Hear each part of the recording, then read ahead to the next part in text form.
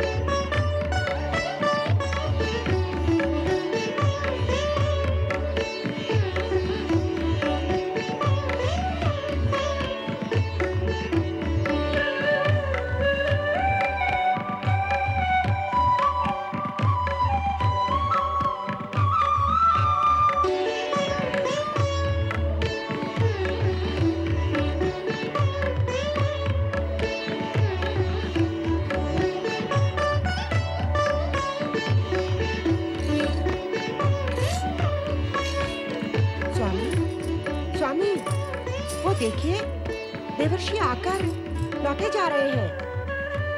स्वामी, मैंने कहा देवर्षि क्यों आए और क्यों लौटे जा रहे हैं, तनिक पूछे तो सही। देवऋषि,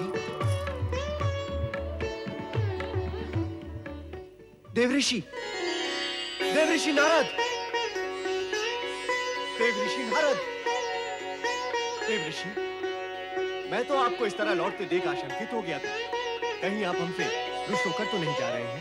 देवराज, मैं तो क्या, तुम्हारा भाग्य, तुम्हारा ये इंद्रासन तुमसे रुष्ट होने जा रहा है।